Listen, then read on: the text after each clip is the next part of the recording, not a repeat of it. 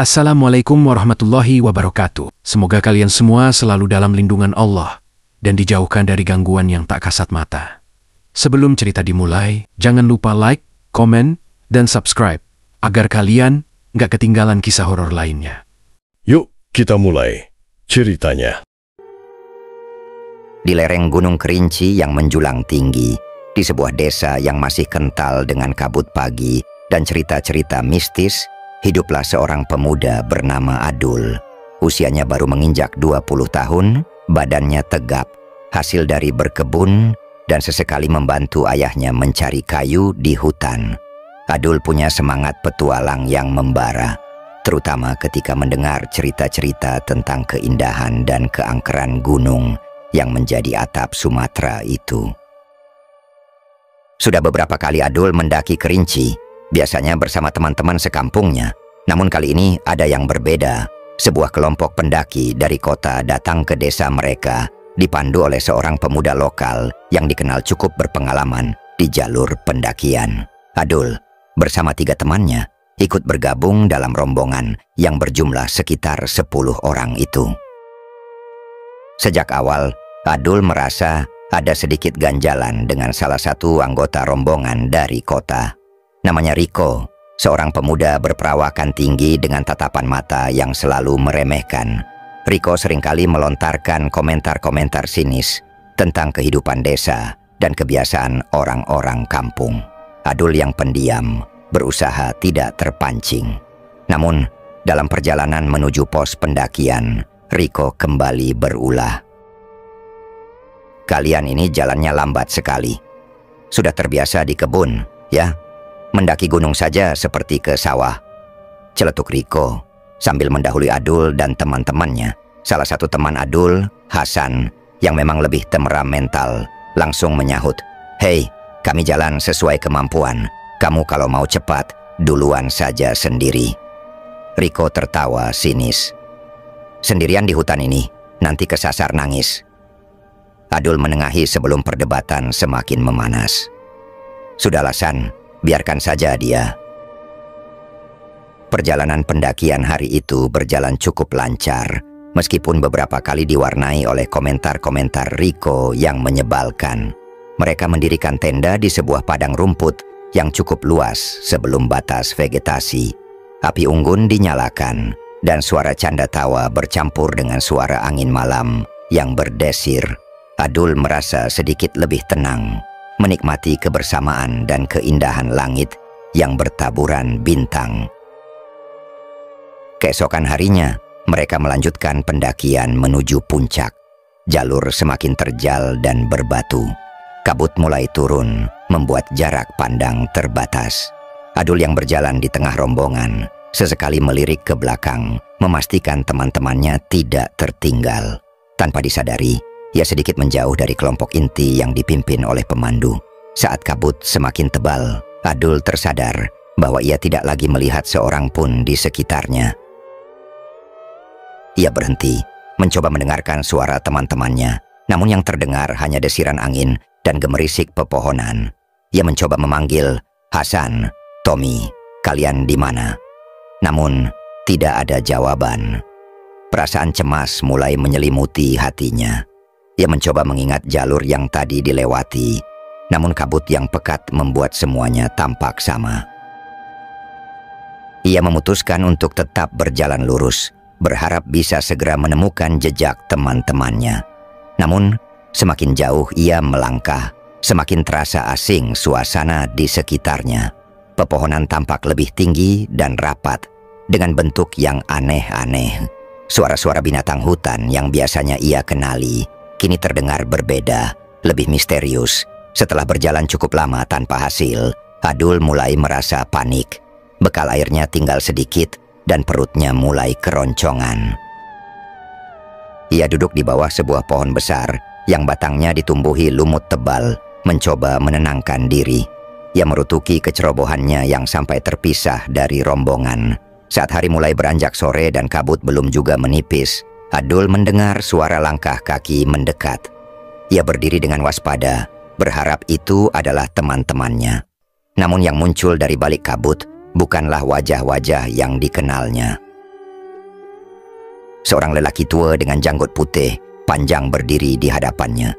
Wajahnya teduh dengan senyum yang menenangkan. Di belakangnya tampak beberapa orang lain dengan pakaian yang serupa, berjalan tanpa suara. "Nak muda, sedang apa kamu sendirian di sini? Hari sudah mulai gelap," sapa lelaki tua itu dengan suara lembut. Adul merasa lega melihat ada orang lain. "Saya tersesat, Kek, terpisah dari rombongan pendaki." Lelaki tua itu mengangguk-angguk. "Kabut memang seringkali menyesatkan di gunung ini.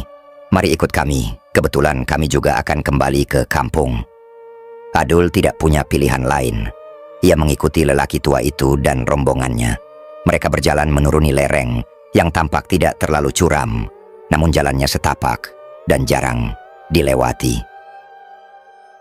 Anehnya, meskipun kabut masih tebal, rombongan itu berjalan dengan sangat yakin, seolah-olah tahu persis arah yang dituju. Setelah berjalan cukup lama, Adul melihat cahaya samar-samar di kejauhan. Semakin dekat, cahaya itu semakin terang, memperlihatkan sebuah perkampungan yang tidak pernah ia lihat sebelumnya. Rumah-rumahnya tampak berbeda dengan rumah-rumah di desanya, lebih unik dengan ukiran-ukiran yang rumit. Suasana kampung itu terasa sangat tenang dan damai, jauh dari keramaian dunia luar. "Kita sudah sampai," kata lelaki tua itu sambil tersenyum. "Mari mampir ke rumahku, kamu bisa beristirahat, dan besok pagi kami bantu mencari rombonganmu." Adul merasa sangat berterima kasih.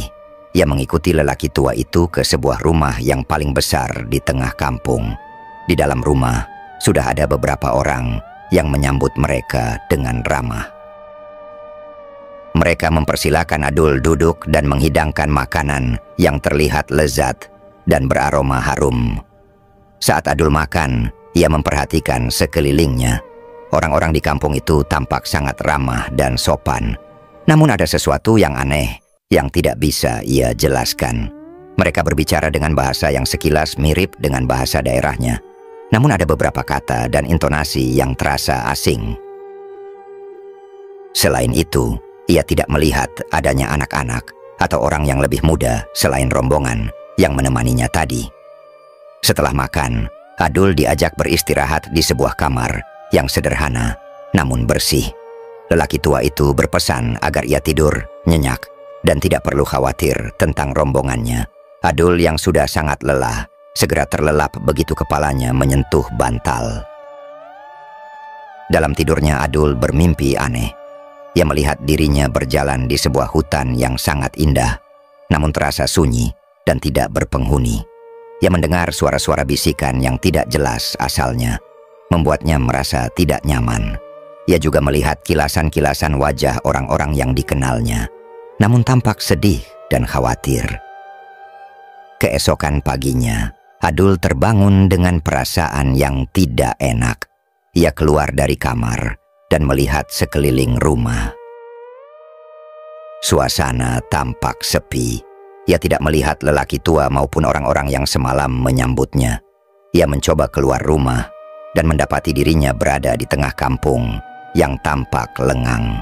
Hanya ada beberapa orang yang terlihat sedang melakukan aktivitas, namun mereka tampak tidak menyadari keberadaannya. Adul merasa bingung.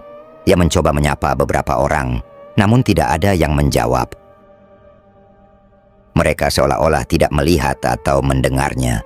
Ia berjalan menyusuri kampung, mencari tanda-tanda kehidupan yang lebih nyata. Namun, semakin jauh ia berjalan, semakin aneh pemandangan yang ia lihat. Beberapa rumah tampak kosong dan tidak terawat, meskipun semalam terlihat ramai. Ia kembali ke rumah tempat ia menginap, berharap menemukan seseorang.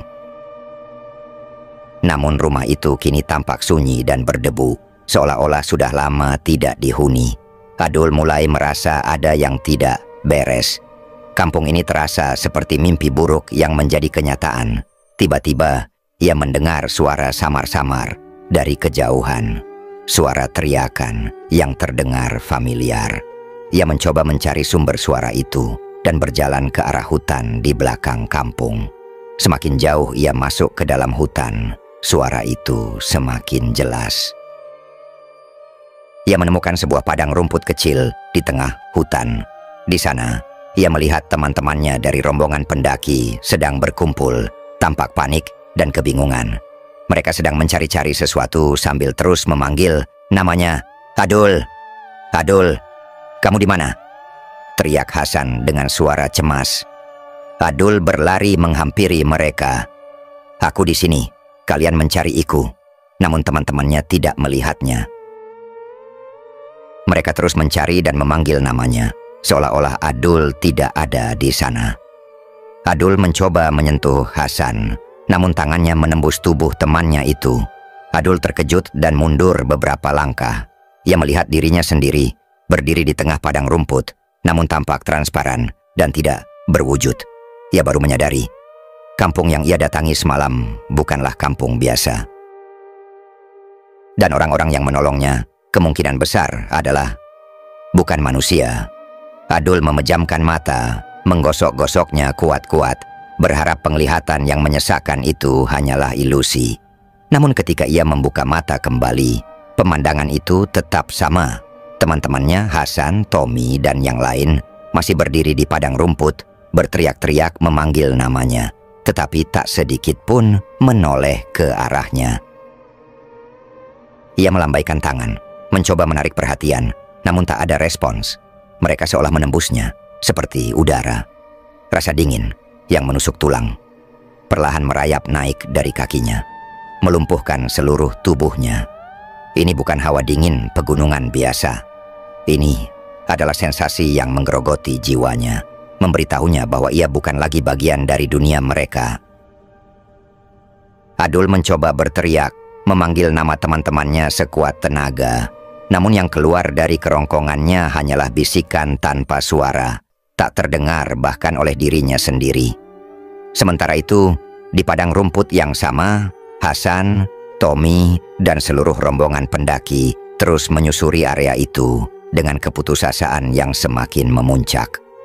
Kabut tebal pagi itu telah menjadi musuh utama mereka, menelan Adul entah kemana. Mereka sudah mencoba memanggil berulang kali, menyisir setiap celah pohon dan bebatuan, namun Adul tak kunjung ditemukan. "Dul, Adul, jawab, ini Hasan," teriak Hasan. Suaranya serak karena terus-menerus memanggil. Wajahnya pucat pasi, matanya memerah menahan air mata. Ia dan Adul sudah seperti saudara sejak kecil. Hilangnya Adul adalah pukulan telak baginya. Rico, yang semalam sempat berdebat dengan Adul, kini tampak murung. Rasa bersalah menghantuinya. Ia membayangkan bagaimana Adul sendirian di hutan belantara ini, dalam kondisi yang tidak menentu. "Kita harus terus cari, San.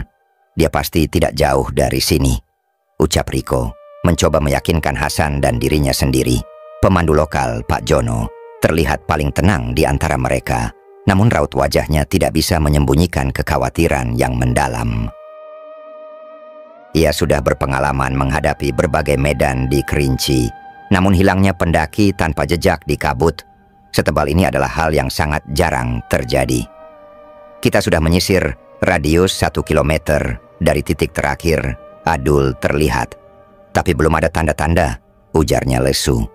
"Kita harus segera meminta bantuan SAR. Kita tidak bisa berlama-lama di sini. Malam akan segera tiba lagi." Dengan berat hati, rombongan memutuskan untuk turun gunung. Sebuah keputusan yang menyakitkan karena berarti mereka meninggalkan Adul sendirian di sana. Namun mereka tahu mencari dalam kondisi gelap dan kabut tanpa peralatan yang memadai akan sangat berbahaya dan tidak efektif. Prioritas utama adalah melaporkan kejadian ini secepat mungkin kepada tim SAR. Perjalanan turun gunung terasa sangat berat. Setiap langkah adalah beban, dihantui oleh bayangan Adul yang sendirian di dinginnya hutan Kerinci. Setibanya di posko pendakian, Pak Jono langsung menghubungi tim SAR setempat melalui radio komunikasi. Berita hilangnya Adul segera menyebar cepat, tidak hanya di kalangan pendaki, tetapi juga di desa Adul. Malam itu, di rumah Adul, suasana duka menyelimuti. Ibu Adul tak henti-hentinya menangis, sementara ayah Adul, seorang pria tangguh yang jarang menunjukkan emosi, tampak duduk termenung dengan mata kosong. Hasan dan teman-teman Adul yang lain datang melayat, mencoba menenangkan keluarga, meskipun hati mereka sendiri hancur. "Kami sudah berusaha semampu kami, Bu," kata Hasan dengan suara bergetar. "Tapi kabutnya tebal sekali. Kami tidak melihat Adul sama sekali." Ibu Adul hanya bisa mengangguk pelan. Air mata masih mengalir deras di pipinya yang keriput. "Adul anak yang kuat. Dia pasti selamat," bisiknya lirih, mencoba meyakinkan dirinya sendiri. Keesokan harinya, operasi pencarian besar-besaran dimulai. Tim SAR gabungan dari berbagai instansi, dibantu oleh sukarelawan dari desa-desa sekitar, termasuk warga desa Adul, bergerak naik gunung. Mereka membawa peralatan lengkap, GPS, alat komunikasi satelit, drone, dan anjing pelacak. Area pencarian diperluas, menyisir setiap inci hutan, setiap lereng, dan setiap lembah yang mungkin dilewati. Adulat, Hasan, dan Riko juga ikut dalam tim pencari. Rasa bersalah dan harapan yang tipis mendorong mereka untuk tidak menyerah. Mereka berjalan menembus semak belukar, mendaki tebing curam, dan melintasi sungai-sungai kecil. Setiap jejak kaki, setiap dahan patah, bahkan setiap helai daun yang tampak berbeda diperhatikan dengan seksama. "Kita harus temukan dia, San. Bagaimanapun caranya," ujar Riko kepada Hasan. Suaranya tidak lagi terdengar sinis, melainkan penuh keprihatinan. Hasan mengangguk. "Tentu saja, kita akan temukan dia." Berhari-hari pencarian berlangsung tanpa hasil. Tim SAR sudah menguras tenaga dan waktu, namun Adul tak kunjung ditemukan. Setiap laporan yang masuk selalu sama, nihil. Para sukarelawan mulai menyerah, satu persatu kembali ke desa mereka. Harapan semakin menipis, digantikan oleh keputusasaan yang mendalam. Kembali ke Adul setelah menyadari bahwa dirinya tidak bisa terlihat dan disentuh oleh teman-temannya. Ia merasa ketakutan yang luar biasa. Ketakutan akan kesendirian abadi, ketakutan akan menjadi arwah yang terperangkap. Ia mencoba kembali ke kampung misterius itu, berharap menemukan jawaban, atau setidaknya seseorang yang bisa ia ajak bicara. Namun kampung yang ia tinggalkan pagi itu kini telah lenyap. Yang ada hanyalah hutan lebat yang tak berujung, dengan pepohonan yang tinggi menjulang dan diselimuti kabut. Adul kembali merasa sendirian, lebih sendirian dari sebelumnya. Ia berjalan tanpa arah, terus-menerus memanggil teman-temannya meskipun ia tahu suaranya tak akan terdengar. Perasaan lapar dan haus yang seharusnya menggerogoti tubuhnya tidak ia rasakan lagi. Rasa lelah yang seharusnya membuat kakinya gemetar juga hilang. Ia seperti melayang, melangkah tanpa beban, namun jiwanya terasa sangat berat. Adul mulai meragukan apakah ia masih hidup atau tidak. Satu-satunya hal yang ia ingat dengan jelas adalah perjalanannya menuju kampung itu.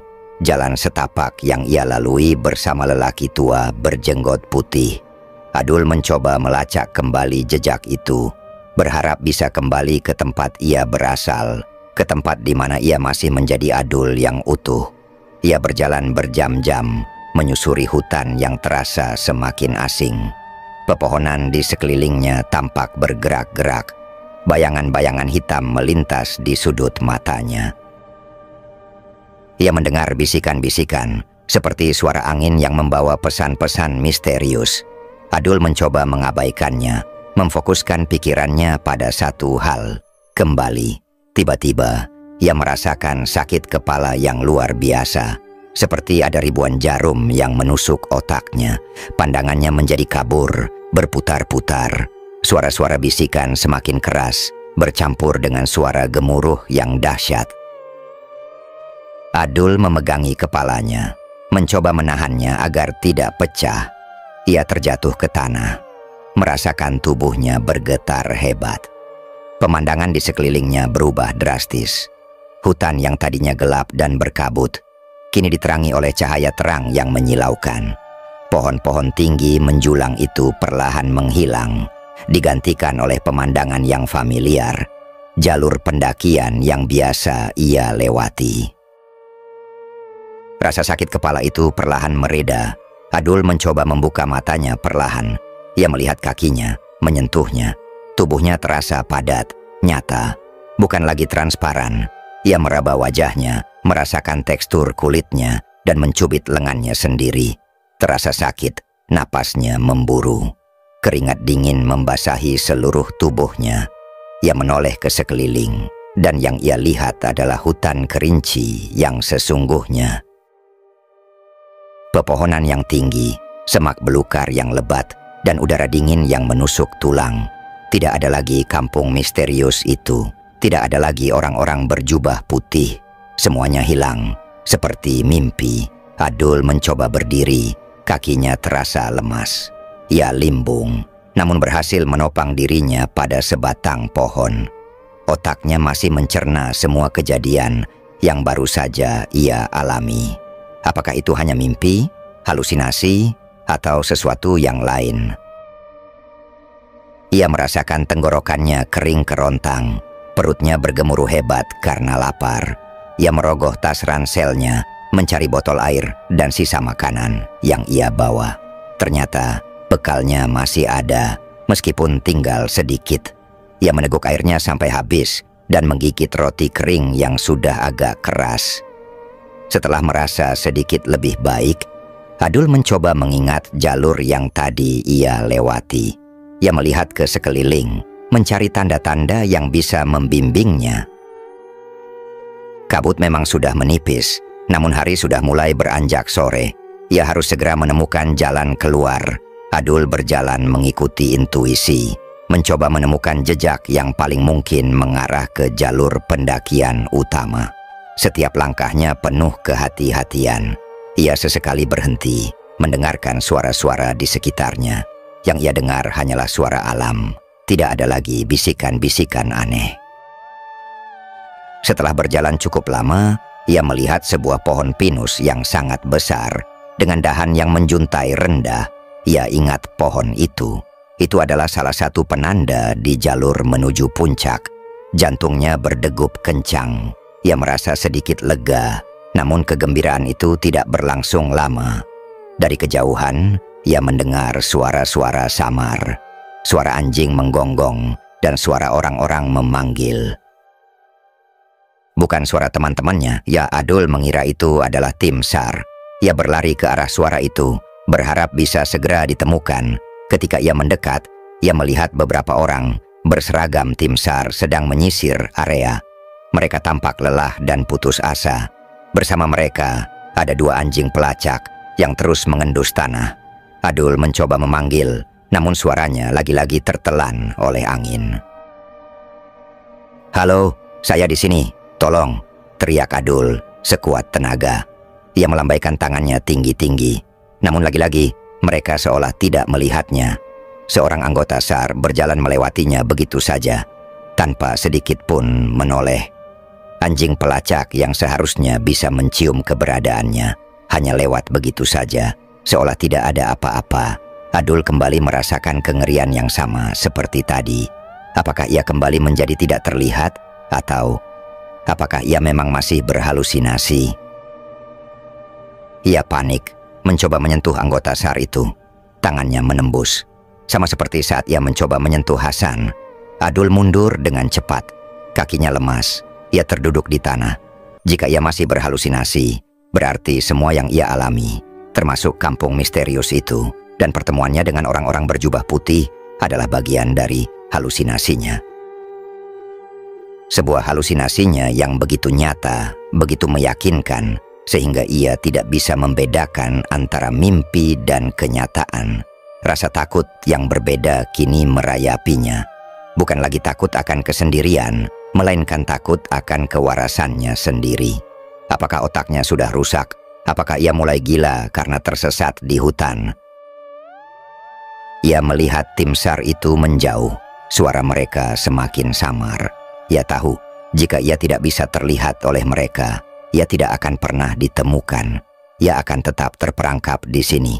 dalam lingkaran halusinasi yang tak berujung, Adul bangkit kembali dengan kekuatan yang ia pun tak tahu berasal dari mana. Ia harus mencari cara agar bisa kembali terlihat. Ia harus menemukan batas antara khayalan dan kenyataan. Ia berjalan ke arah yang berlawanan dari tim SAR, mencoba kembali ke area yang lebih familiar. Setiap langkah adalah perjuangan melawan bayang-bayang di pikirannya sendiri. Ia berusaha fokus, mengingat setiap detail, setiap bau, setiap suara yang ia kenal dari hutan kerinci yang sesungguhnya. Ia menemukan sebuah sungai kecil yang mengalir jernih. Adul berjongkok, menatap bayangannya di air. Wajahnya tampak pucat, matanya merah dan cekung. Ia mencoba membasuh wajahnya dengan air dingin, berharap kejernihan air bisa membersihkan pikirannya. Ketika ia mendongak, ia melihat sesuatu di seberang sungai. Sebuah gubuk kecil, tampak usang dan terbengkalai. Gubuk itu tidak ada di peta, dan Adul tidak pernah melihatnya sebelumnya. Namun, ada sesuatu yang menariknya ke sana. Dengan hati-hati, ia menyeberangi sungai. Airnya dingin menusuk tulang, tetapi Adul tidak peduli. Ia terus berjalan menuju gubuk itu, seolah ada daya tarik tak terlihat yang menariknya ke sana. Pintu gubuk itu sudah lapuk dan sedikit terbuka. Adul mendorongnya perlahan. Bau apek dan debu langsung menusuk hidungnya. Bagian dalam gubuk itu gelap gulita. Hanya ada sedikit cahaya yang masuk dari celah-celah dinding. Ia melangkah masuk, menginjak lantai kayu yang terasa rapuh di bawah kakinya. Di tengah gubuk ada sebuah meja kayu kecil yang sudah reyot dan sebuah bangku. Di atas meja, Adul melihat sebuah benda, sebuah jimat kuno terbuat dari anyaman daun kering dan dihiasi dengan benang merah. Adul tidak tahu apa itu, namun ia merasa ada aura aneh yang terpancar dari jimat tersebut. Ia mengulurkan tangannya, ragu-ragu. Ketika jarinya menyentuh jimat itu, tiba-tiba sebuah kilatan cahaya menyambar. Rasa sakit kepala itu kembali menyerang, lebih hebat dari sebelumnya. Kali ini, bukan hanya kepalanya, tetapi seluruh tubuhnya terasa seperti terbakar. Pemandangan di sekelilingnya berputar-putar dengan cepat. Antara kampung misterius, hutan yang pekat, dan wajah-wajah cemas teman-temannya, Adul menjerit. Suaranya terasa begitu nyata kali ini. Ia merosot ke lantai, memegangi kepalanya yang serasa akan pecah.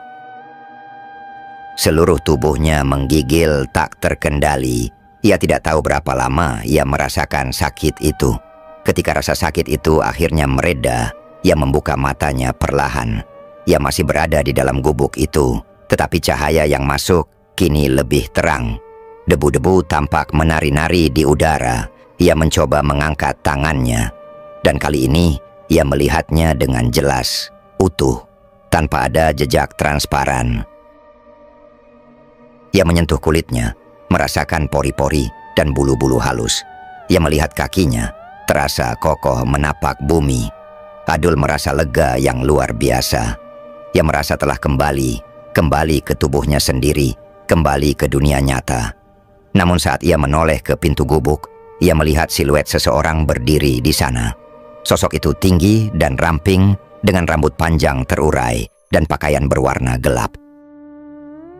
Sosok itu tidak bergerak, hanya berdiri diam menatapnya. Adul mencoba bangkit, namun tubuhnya masih terasa lemas. Ia tidak bisa melihat wajah sosok itu dengan jelas karena bayangan. Namun ia merasakan aura dingin yang kuat terpancar darinya. "Siapa kamu?"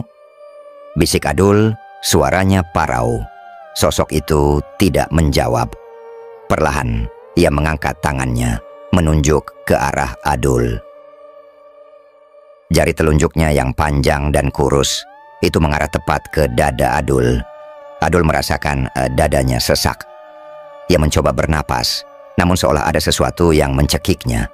Ia tidak bisa bergerak, tidak bisa berteriak. Ia hanya bisa menatap sosok itu, yang kini perlahan melangkah masuk ke dalam gubuk, semakin mendekat, dan kegelapan mulai menyelimuti pandangannya. Bayangan gelap itu semakin mendekat, menelan sisa cahaya yang masuk ke dalam gubuk. Adul merasa lumpuh, ketakutan mencengkeramnya begitu kuat, hingga ia tidak bisa mengeluarkan suara. Matanya terpaku pada sosok itu, yang kini hanya berjarak beberapa langkah di depannya. Aroma tanah basah dan lumut tua menyeruak, bercampur dengan bau aneh yang Adul tidak kenali, seperti aroma sesuatu yang sudah sangat lama terkunci dalam kegelapan. Ia mencoba meraih jimat di meja, namun tangannya terasa berat, tidak bisa digerakkan. Sosok itu mengangkat tangannya lagi, dan kali ini Adul bisa melihat ujung jari-jarinya yang panjang dan kurus, dihiasi kuku-kuku hitam yang tajam. Jari-jari itu bergerak perlahan ke arah leher Adul. Rasa dingin yang mengerikan menjalari tubuhnya, seolah ada es yang merambat di bawah kulitnya. Adul memejamkan mata, menunggu sentuhan yang ia yakini akan mengakhiri segalanya. Tiba-tiba, sebuah kilatan cahaya terang benderang memenuhi gubuk, diikuti oleh suara yang memekakkan telinga. Adul membuka matanya dengan terkejut. Sosok bayangan itu kini mundur terhuyung-huyung, menjerit dengan suara melengking yang menusuk gendang telinga. Jeritan itu tidak seperti suara manusia, lebih mirip gesekan logam tua yang karatan atau pekikan binatang buas yang terluka. Dari ambang pintu, muncullah sosok kakek tua berjanggut putih yang Adul temui di hutan. Wajahnya yang biasanya teduh kini tampak tegas, dengan sorot mata yang tajam seperti elang. Di tangannya ia memegang sebuah tongkat kayu yang ujungnya memancarkan cahaya keemasan. Tongkat itu diacungkan ke arah sosok bayangan yang kini menciut dan bergerak gelisah di sudut gubuk, seolah terbakar oleh cahaya. "Pergilah, jangan mengganggu manusia yang tak bersalah." Suara kakek itu menggema, berwibawa dan penuh kekuatan. Sosok bayangan itu mengerang sekali lagi, lalu perlahan memudar, melebur menjadi kegelapan yang semakin pekat, hingga akhirnya menghilang sepenuhnya, menyisakan bau anyir yang samar di udara. Adul terbatuk, menghirup napas dalam-dalam, mencoba menenangkan jantungnya yang masih berdebar kencang. Ia menatap kakek tua itu dengan takjub, bercampur rasa lega yang luar biasa. Kakek itu menurunkan tongkatnya, cahaya keemasan pun meredup. Ia melangkah mendekat, matanya menatap Adul dengan pandangan yang dalam. "Dasar anak muda," suara kakek itu kini kembali lembut, namun ada nada teguran yang jelas. "Sudah kubilang untuk jangan berkeliaran sembarangan di luar rumahku. Mengapa kau tidak mendengarkan?" Adul menunduk, merasa malu sekaligus bingung. "Maaf, Kek, saya hanya ingin mencari jalan pulang. Saya pikir kau sudah kembali ke duniamu?" Potong kakek itu, tersenyum tipis. "Kau masih terlalu dekat dengan perbatasan, nak. Dan di perbatasan itu banyak hal yang bisa menyesatkanmu, terutama jika jiwamu sedang rapuh." Kakek itu mengulurkan tangannya, membantu Adul berdiri. "Kau beruntung aku merasakan ada gangguan." Makhluk itu memang suka berkeliaran di area perbatasan, mencari jiwa-jiwa yang tersesat untuk dimakan. Adul masih syok, mencoba mencerna semua perkataan kakek itu. "Jadi, semua yang saya lihat tadi, halusinasi itu dan kampung itu, bukan sepenuhnya halusinasi." Jelas kakek itu berjalan keluar dari gubuk, diikuti Adul. "Itu adalah sebagian dari dunia kami yang terkadang bisa terlihat oleh mata manusia, terutama jika mereka tersesat dan pikirannya kalut." Mereka berjalan menyusuri hutan.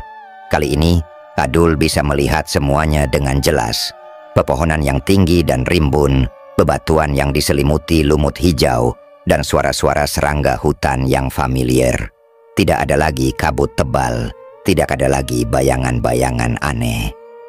"Aku adalah salah satu penghuni kampung Bunian," kata kakek itu, seolah membaca pikiran Adul. "Kami hidup berdampingan dengan alam ini, tersembunyi dari pandangan manusia biasa."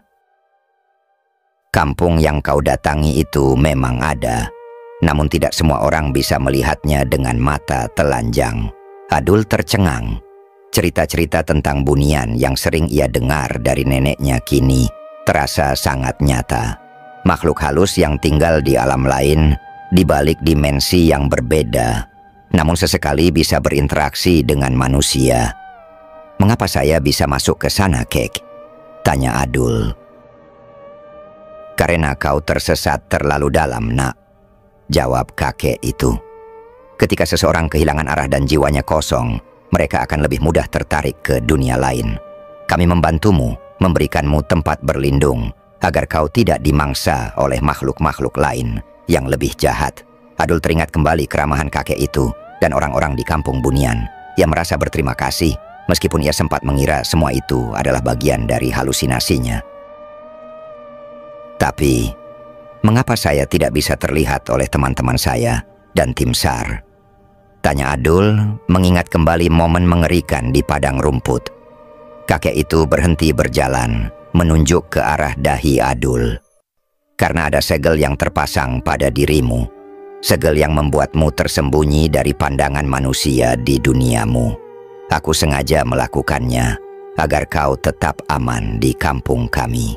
Jika kau terlihat, bisa saja makhluk-makhluk lain mengikutimu kembali ke sana." "Segel itu sudah kulepaskan saat kau menyentuh jimat di gubuk tadi," lanjut kakek. "Gubuk itu adalah gerbang kecil antara dua dunia. Jimat itu berfungsi sebagai penarik dan pengusir. Saat kau menyentuhnya, energi yang terpendam di sana melepaskan segel itu dari dirimu dan mengusir makhluk yang mengikutimu." Adul merinding membayangkan apa yang akan terjadi jika kakek itu tidak datang tepat waktu. Mereka melanjutkan perjalanan. Kakek itu berjalan dengan langkah ringan, seolah tak ada beban. Adul mengikutinya, merasa jauh lebih tenang sekarang. Ia tahu ia sedang dipandu oleh seseorang yang benar-benar bisa membantunya. Setelah berjalan cukup lama, mereka sampai di sebuah jalan setapak yang lebih lebar, dengan jejak kaki manusia yang samar. Adul mengenali jalan itu. Itu adalah salah satu jalur pendakian resmi Gunung Kerinci yang sering dilewati para pendaki. "Nah, ini dia jalurmu," kata kakek itu, berhenti di tepi jalan setapak. "Ikuti saja jalur ini, kau akan segera sampai di pos pendakian. Sekarang, pergilah. Sudah waktunya kau kembali ke duniamu." Adul menoleh ke arah kakek itu. "Terima kasih, Kek. Terima kasih banyak atas segalanya." Kakek itu tersenyum lembut. "Jaga dirimu baik-baik, nak. Dan ingat, alam ini punya banyak rahasia yang tak bisa dinalar manusia. Berhati-hatilah." Tiba-tiba, tubuh kakek itu mulai memudar, perlahan menjadi transparan, seperti kabut yang ditiup angin. Dalam hitungan detik, ia menghilang sepenuhnya, meninggalkan Adul sendirian di tepi jalur pendakian. Hanya keheningan hutan yang kini mengelilinginya, dan sebuah perasaan campur aduk antara kelegaan, kebingungan, dan rasa syukur. Adul tidak membuang waktu. Ia segera berlari menyusuri jalur pendakian sekuat tenaga. Ia tidak peduli dengan rasa lelah atau lapar yang mulai menyerang kembali. Yang ada di pikirannya hanyalah pulang, kembali ke rumah, ke keluarganya. Perjalanan turun gunung terasa sangat panjang, namun ia terus memaksakan diri. Akhirnya setelah berjam-jam berjalan, ia melihat cahaya lampu posko pendakian di kejauhan. Jantungnya berdebar kencang. Ia semakin mempercepat langkahnya. Setibanya di posko, Adul disambut oleh petugas jaga yang terkejut setengah mati. "Adul, astaga, kau masih hidup?" teriak petugas itu, tidak percaya dengan apa yang dilihatnya. Adul hanya bisa mengangguk, napasnya tersengal-sengal. Berita kembalinya Adul segera menyebar seperti api. Tim SAR, keluarga, dan teman-teman Adul yang sudah putus asa kini berdatangan ke posko pendakian. Ibu Adul langsung memeluknya erat, menangis tersedu-sedu. Ayah Adul menepuk pundaknya, matanya berkaca-kaca. Hasan dan Riko juga ada di sana. Mereka memeluk Adul dengan erat, seolah tak ingin melepaskannya. "Dul, kamu kemana saja? Kami sudah mencarimu mati-matian," seru Hasan, suaranya penuh haru. Adul mencoba menjelaskan apa yang dialaminya, tentang kampung Bunian, tentang kakek tua itu, dan tentang sosok bayangan. Namun, semakin ia bercerita, semakin ia menyadari betapa tidak masuk akalnya ceritanya bagi orang lain. Mereka menatapnya dengan pandangan khawatir, mengira Adul mengalami trauma berat atau halusinasi karena terlalu lama tersesat. Seorang anggota tim SAR mendekatinya dengan raut wajah serius. "Adul, kamu tahu sudah berapa lama kamu menghilang?" Adul mengerutkan kening. "Beberapa hari, Pak. Mungkin 3 atau 4 hari." Anggota SAR itu menggelengkan kepala. "Kamu sudah menghilang selama 1 bulan, Dul. Tim SAR sudah hampir menghentikan pencarian. Kami semua mengira kamu sudah..." Ia tidak melanjutkan kalimatnya. Adul terkesiap. 1 bulan. Ia hanya merasa seperti beberapa hari, paling lama seminggu. Waktu di kampung Bunian itu terasa begitu singkat. Namun di dunia nyata, 1 bulan telah berlalu. Ini adalah bukti nyata dari perkataan kakek. Itu tentang perbedaan waktu antara 2 dimensi. Sejak kejadian itu, hidup Adul berubah. Ia menjadi lebih pendiam, lebih sering merenung. Pengalaman di Gunung Kerinci itu memberinya pelajaran yang sangat berharga. Ia tidak lagi melihat gunung hanya sebagai tempat petualangan, tetapi juga sebagai tempat yang menyimpan misteri dan kekuatan tak terduga. Adul memang masih sesekali mendaki gunung, namun tidak lagi dengan semangat petualang yang membabi buta. Ia menjadi lebih peka terhadap firasat, terhadap tanda-tanda alam. Jika ia merasa ada sesuatu yang tidak beres, jika ada firasat buruk yang menyelinap ke dalam hatinya, ia tidak akan pernah memaksakan diri untuk melanjutkan perjalanan. Ia tahu ada batas yang tipis antara dunia manusia dan dunia lain. Batas yang bisa tersentuh jika seseorang tidak berhati-hati, terutama di tempat-tempat keramat seperti Gunung Kerinci. Dan ia bersyukur ia sempat bertemu dengan kakek Bunian itu yang telah menyelamatkannya dari bahaya yang tak terlihat oleh mata manusia biasa dan mengembalikannya ke dunia yang seharusnya ia tinggali.